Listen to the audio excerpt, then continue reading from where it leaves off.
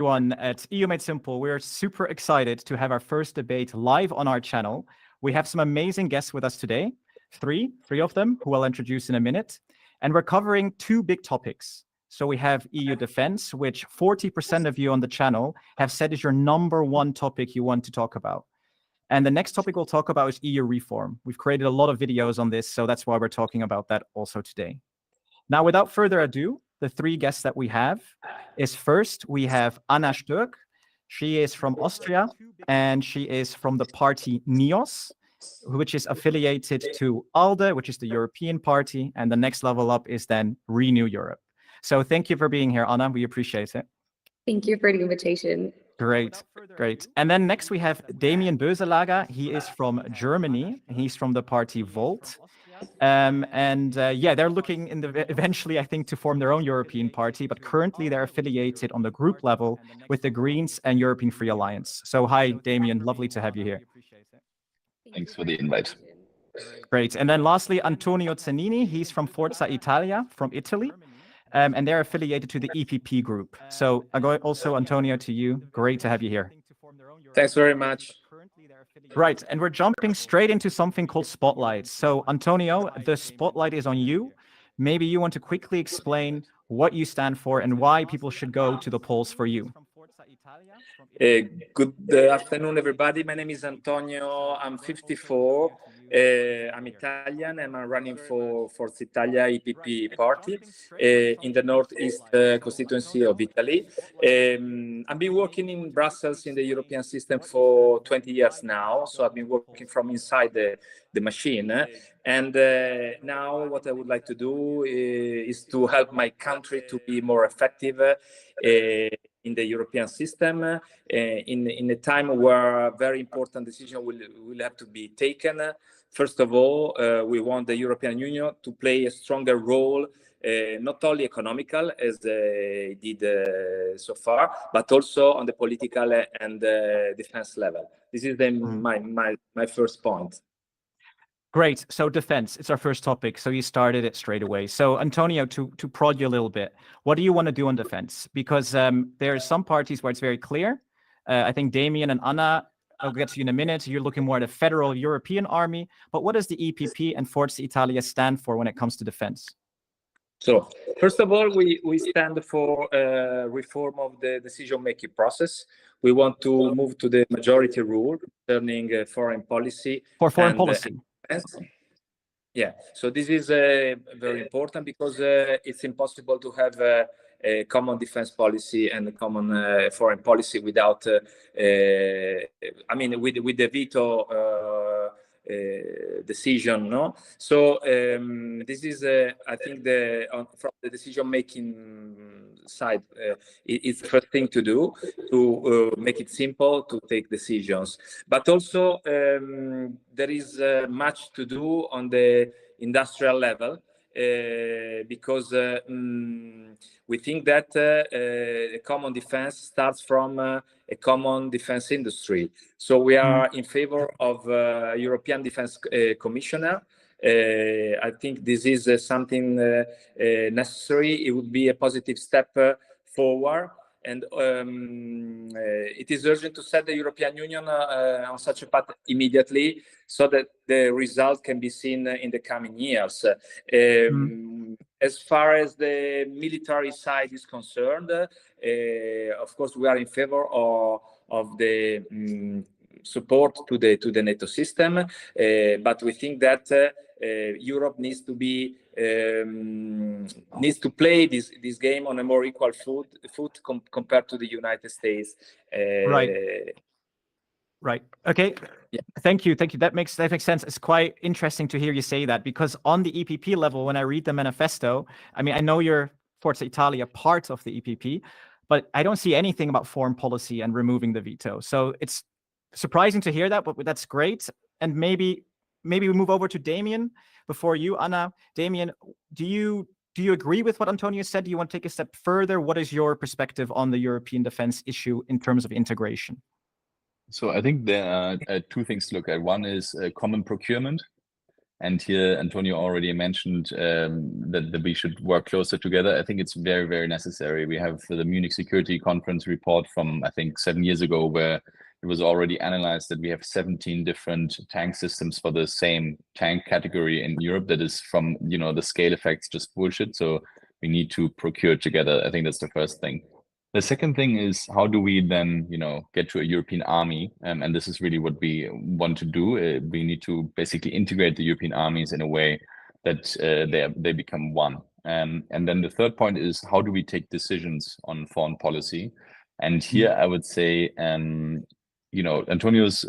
idea is very much still that it's the member states who decide on foreign policy. Yeah, they decide with, not with a veto anymore, not with unanimity, but with the majority vote, but they still decide. And for me, that's not good enough. I think what we need is that European citizens can actually, vote for European parties that say, I want to do this on foreign policy or this on foreign policy, as on all other areas of policy, be it, healthcare, whatever other policies we want to look at, markets and so on, trade. And then you should be able to vote as a citizen and have the power. And so for us, it is clearly elected European government that has been elected by European parties that should be able to take foreign policy decisions without having to ask a second chamber on like what their decision is. Yeah. Okay, so Damian, just to clarify it straight away, like VOLT stands for a European army, right? They want an EU army, if I understood that correctly. The European Defense Army under parliamentary control, that's correct. But we want that was my next question, right? Yeah. Yeah, but like united foreign policy means not that the member states decide on foreign policy, maybe in a different decision-making process, but that the European government elected by the European people takes foreign policy decisions. That's a completely different system from what Antonio is saying, just to make this very clear. Okay. So Antonio is more on the member state level, still have the decision. You're saying we make the decisions on a higher level, on an EU level. Would that be the correct understanding, just to make sure? That is correct, yes. Okay. Anna, just to pull you into the conversation. So just to give a bit of background, we know that there is your far right party, I think ÖDP, I think it is in Austria. FPÖ, sorry, my bad. It's first debate. So yeah, anyway, exactly. They're getting quite big. They're at 30% at the moment. And we saw images online of Zelensky kissing Ursula von der Leyen, like a crazy ad saying warmonger above it. So obviously there's a big, the party does not really supporting Ukraine. And secondly, they are also against the EU doing a lot for the Ukraine. And apparently, according to polls, 30% agree with them.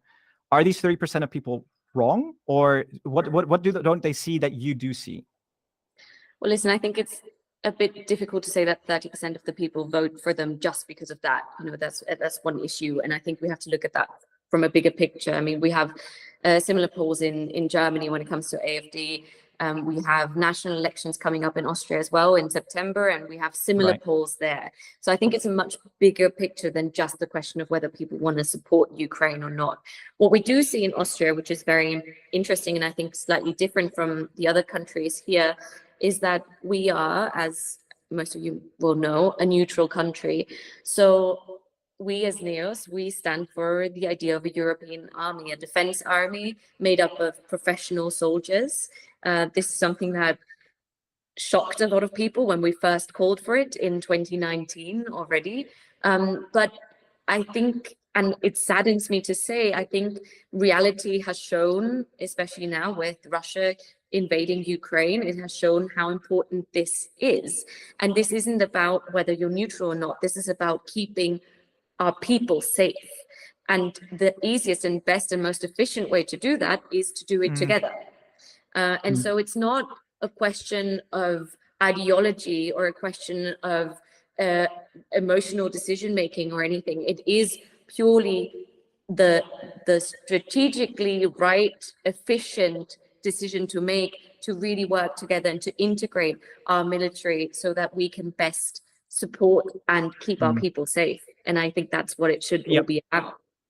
And I'm just conscious of time. You just finished anyway, so that's great. We're getting a lot of questions at the moment. So the first question, and Anna, I'll stay with you because you were the last person to answer the last one, and this is from Niall Murray. If Trump wins re-election in the United States and continues his isolist rhetoric, pulling the US out of NATO, for example, what do you think the EU should do to guarantee its defense? I mean, I think you already answered it a little bit, but maybe you want to expand a bit to your answer. Yeah. I would like to do that because, in fact, we talk about this a lot here as well. And it's always this question of if Trump wins. And I think in a way it's wrong for us to just talk about if Trump wins, because my main fear is that if Trump doesn't win, then everyone will lay back again and say, oh, you know what? It's fine. The US will deal with it. That is not a sensible strategy for security policy. We can't be reliable, or we can't have to rely on the US because they aren't reliable, not under Trump, but who knows who's going to come next. So we need to really be able to stand up for ourselves and not rely on the US no matter what happens there. So yes, we need a real European army and not rely on NATO. But last question, I promise, then I go to the other people. Anna, one thing though, isn't it a challenge changing the Austrian mentality there? Because you're so, not you personally, but Austrians seem to be so culturally ingrained with neutrality. You're not part of NATO. How are you going to push through an idea of an EU army or something like that when people are still so, well, culturally different? Maybe that's the best way of saying it. Well, I mean, we're doing it step by step. And I think the important thing is, and we've had these conversations over the last few weeks, is to just show people neutrality, yes, is something that our country is, but it's not a security policy. And that, I think, is something that we need to start fully talking about. And as we've seen as well, there's been a letter from all the remaining neutral states, including Austria, to NATO, basically saying we need you and we need to work together because we aren't safe by ourselves. And I think that is something that we can work with. Great. Thank you for your answer. Yeah, Damian, if you can make it quick, then we can move to the next question. Yeah. I'll make it very simple. All our countries have lost their sovereignty when it comes to defense. We don't have sovereignty because we can't defend ourselves. I served in the German army. I can tell you it's not working. And the second point, just very quickly, if the US should pull out of NATO this fall, Europe is defenseless. So just let's be very honest about the situation. We would, even under Trump, need to very heavily work on, transatlantic relationships when it comes to defense. And if, China attacks Taiwan at some point, even then it becomes very difficult with NATO. So I would just say, wake up a bit, people, when it comes to defense. Yeah. Antonio, definitely. Yeah. Yeah. So, I mean, it's just to add a little bit on Anna's and Damian's. It is very clear that no single member state can guarantee the safety of itself and Europe. So, if Trump wins, we need to accelerate our capacity to be coordinated. But the first step should be to be stronger inside the NATO, to create a stronger coordination inside the NATO, because we have no time to reform the European Union. But the second step would be to go ahead with the reforms. But first of all, let's be more united and coordinated inside the NATO. Right. Love it. Okay, let's move on. We're getting quite a few questions, and I know this is not part of the topics that we initially discussed, but I'm going to ask it anyway. And this is let me find it. God, I have to scroll up now. Here again. So, what does EU need to do to tackle migration? Is addressing migration key to reducing populist parties' influence? We're getting a lot of migration questions, so maybe ask. Maybe Damian, you can start, and Antonio, you can say something more to it, and then we go back to you, Anna.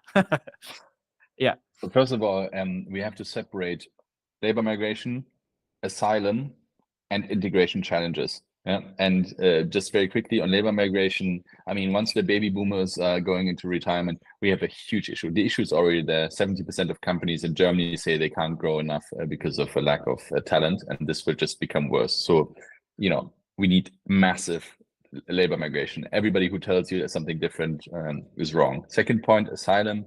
I think we need a functioning asylum system. I don't think that what we decided on the European level a month ago is actually going to work so well. And to be honest, that's my personal perspective. We need to distribute more across Europe. And the last point, integration challenges, and then I shut up, I promise. No. We need. I just want to challenge you, David. I want to challenge you. That's why, because I mean, I don't think people mind the migration for. Well, no, some people obviously do, but not a lot don't. I think it's all about illegal immigration that people care about, right? I mean, I see it on my channel a lot.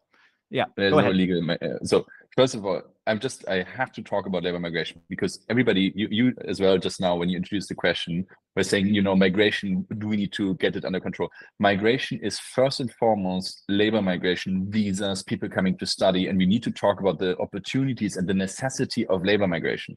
And if you don't do this first, you fall in the trap of like thinking migration boats. That's wrong. That's just plainly It's still wrong. 400,000 people, Damian. It's still 400,000 people. Yes, but like it's important how you talk about issues. Yeah. So and then we can talk about asylum. It's a completely different question. By labor migration, you talk about what can you do for me. Asylum, you talk about what can I do for you.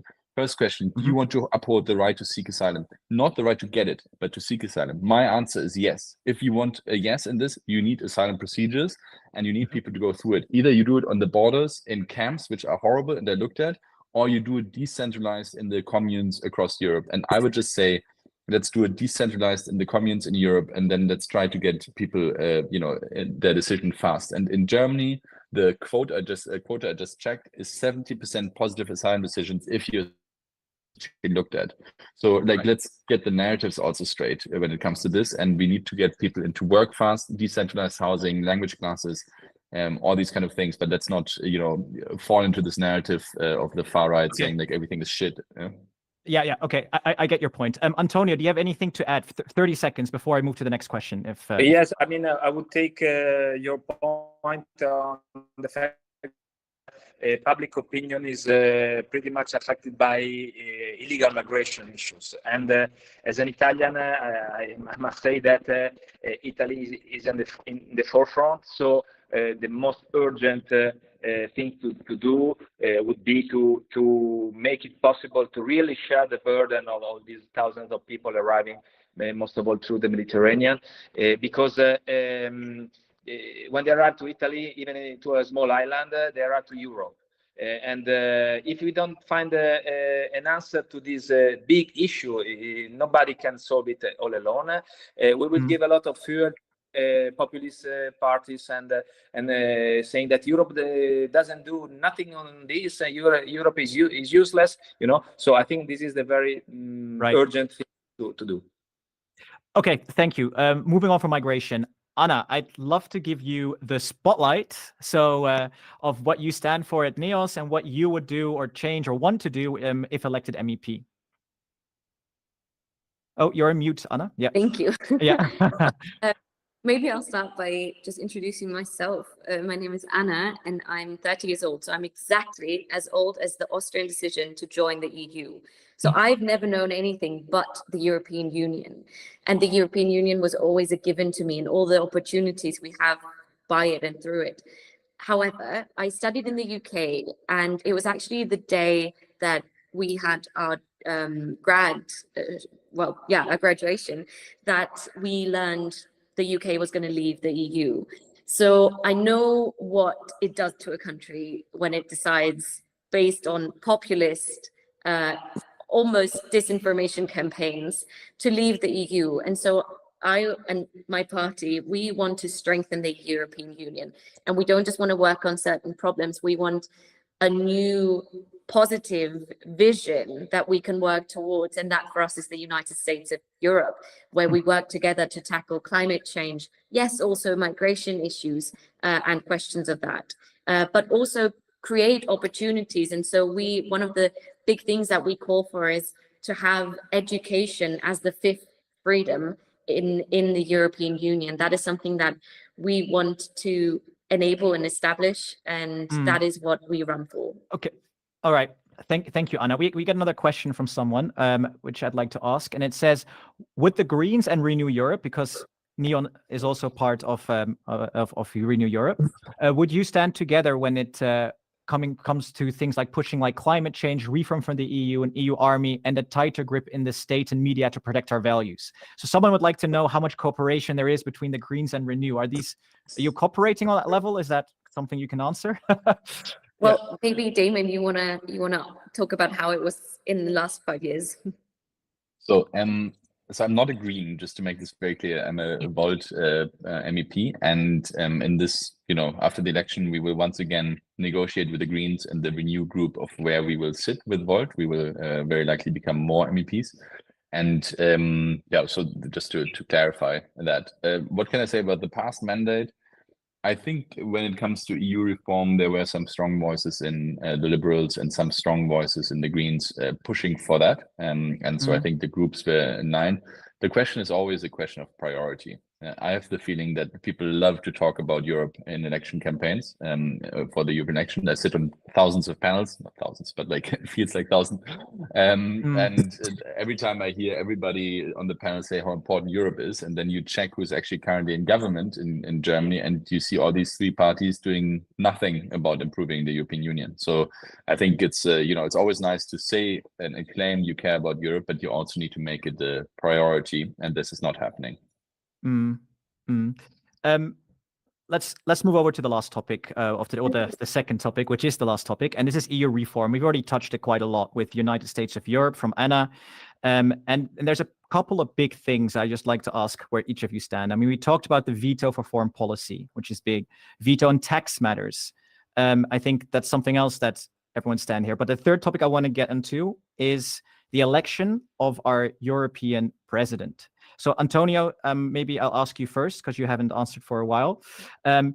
Some people are very frustrated, and myself included. I'm a bit confused of why the Commission president election is the way it is, and I was wondering where the EPP stands. Is it something you want to reform, or is it something that you feel is working the way it is, and why? Thanks very much, Lamberto, for this question.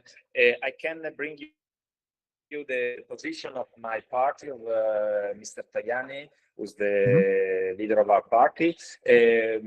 We, in general, we want to reform the system to make it more democratic. So we would like to realize two big reforms. The first one is about the role of the European Parliament. We think that to make Europe more democratic, we should grant the European Parliament the power of initiative, because we always explain to the citizens that all the legislative proposals are prepared by the Commission. The Commission is more, let's say, a technical body, while we want the Parliament to be a real Parliament, to have the opportunity to propose the European rules. And this is one of the first things we would like to propose in case of an initiative to reform the treaties. As to your question, we also think that to make Europe more democratic and most of all more understandable by the citizens, the direct election of the president, not the president, president of the European Commission. One president. Okay.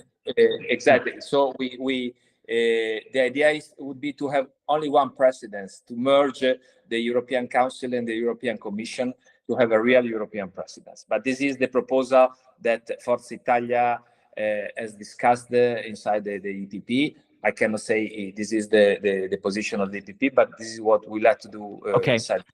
Yeah, just for my audience, I mean, I've created a lot of videos on all the different groups, and I know you're Forza Italia. It's not exactly that you've agree with everything that the EPP does, but the EPP is very vague in their manifesto when it comes to things like how to elect the European president. So it's interesting to see that Forza Italia has maybe a bit of a different perspective on things.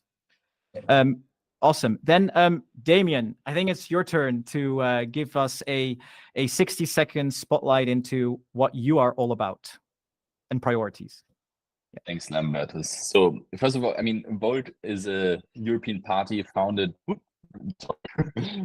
by an Italian and a French and myself a German, because we believe that we need real European parties. And what you just explained about, the European conservatives and Forza Italia's position differing, that could never happen with Volt, because we only have one European electoral program, one European foundational program. And I mean, our priorities for these elections and also the past one were first to reform the European Union and to make it a real parliament democracy. And I can say the word to what Antonio just described, what differs there. The second, we want a more just society. So the right for everyone to love who they want to love, but also to ensure minimum social standards across Europe. And the third point is that we want an innovation-friendly, climate-neutral economy. because we believe that, the climate goals are not set by the Greens or by the European Commission, but by the planet. And it's also true for our biodiversity goals. But to get there, we also need to foster innovation and really allow for more harmonized rules across Europe to really, get the full potential of the interior market going. So we believe that Europe is really just at the beginning, and that we can do much, much better and more if we actually elect European governments who have the power to decide. I don't know if I can react to Antonio's point of the direct presidential election. If you can, in 20 seconds, then I want to ask the next question from the comments, please. Yeah, so super quickly. I mean, I like what Antonio said. I think for me, I don't like presidential direct elections so much. Yeah, we have that in France, and we have that in the United States. And that's why maybe the one reason why I don't like the term United States of Europe so much, because I really like, if you vote for parties.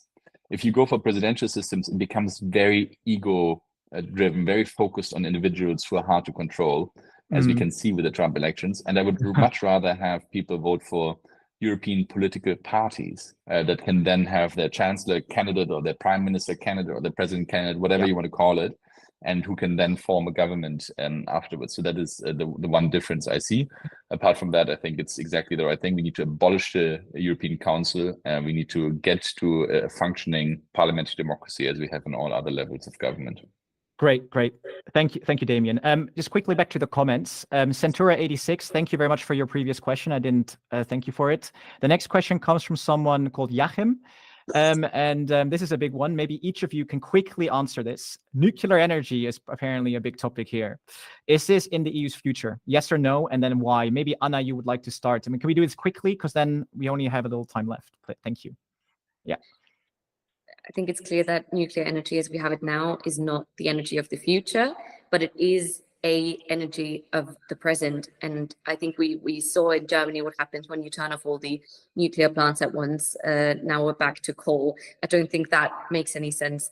And we clearly also still have to invest in any sort of way to possibly still go to fusion energy. That would obviously be kind of the dream. So yeah, still invest in it as well. Great. Antonio, maybe you would like to go next. Yeah. Yes, thanks. Indeed, yes, we will have nuclear energy in our future. But first of all, we should work to integrate better the European energy market, which is the first resource we have already available. So not to focus only on one source of energy, but trying to find the right mix with the objective to have more strategic autonomy, less dependency from third countries, most of all if these third countries are dictatorships. And of course, we want to go greener, but we must also go cheaper for our industry and for our citizens. So nuclear is for sure part of this big project. Awesome. And then Damian, maybe to finish that topic off before we go to the next question. Super quickly. I mean, we are very much for looking at each technology very carefully and seeing how it's useful. At the moment, it's clear we can't get, if you have a European grid in mind, out of nuclear. But it's also true that if you build a new plant, it will take around 15 years, and the gigawatt, whatever you call it, hour is more expensive than if you build other renewable energies. So, and we don't have, this waste problem really solved. So I would say, let's focus on tackling the climate crisis and focus on building a European grid and green and sustainable energies. All right, thank you. Then the next question from Jeopards. It goes back a topic. So we're going back to European army. It's apparently a hot topic here in the comments. And he's asking, maybe Anna, maybe starting with you. How will a European army join, how will a European army or joint procurement change the political landscape of individual states? What about a national democratic mandate? I think what it comes down to is he's asking, how will it work? Because he's asking here, is EU defense just a top-down system? Is that how it will work in the future? There's a lot of questions around this. That's why we have to go back to European defense. Sorry about that. Yeah. Well, there's certainly different ways that we could set it up. And we are still open to discussing which way would work best for especially kind of the setup that we have right now. But what we see is the importance of having one European professional army, so made up by professional soldiers. And yes, that would be under the command of the European Parliament and also a European chain of command, and not within the nation states. Whether you still have units within the nation states, that is a different question that we need to look at separately. But I have to say, we are so far from having a European army that I think it's important to now take the first steps for a common procurement, for common training as well. So let's take those steps, and hopefully we'll get to the European army in the end. I think I'm going to go to the next question because we already covered this a little bit, and we only have 5 minutes left. So this could potentially be the final question, and this is from Eco Andre, and he's asking, is a commonly agreed upon industrial policy what is needed to reduce the influence of populist parties and dependence on China and the USA? So I think it's all about industrial policy, about economics. So maybe when we go to economic policy, Damian, I think we haven't talked to you for a while. What do you see there in your perspective and from Volt? So Europe, and especially Germany, is very dependent when it comes to procurement. So supply, if you want, supply chains, as well as demand, so whatever we sell and export from China. I think, you know, that is just not a good risk strategy. So what I would say is, like, we do need to have more trade agreements with different geographies.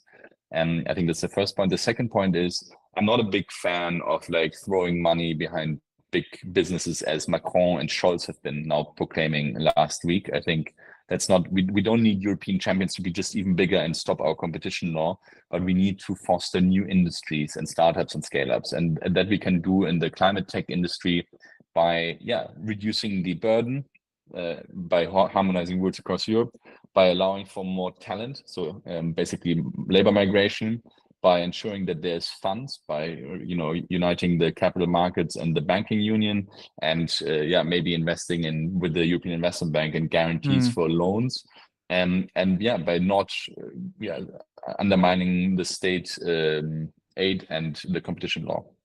And what about Forza Italia, Antonio? Is that a bit different? Do you want to invest directly into big companies, or you see it completely differently?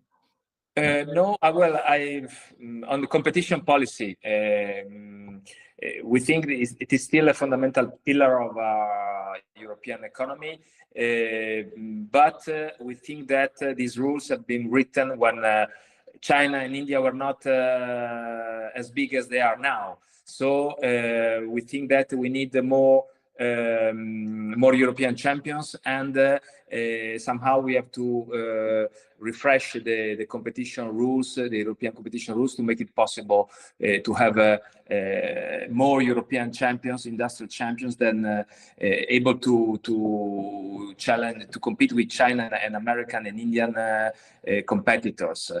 But also we have to remind that the backbone of our economy is small and medium enterprises. So we need to really help them to face the big challenges of energy prices and third countries competition. So we would do these two steps.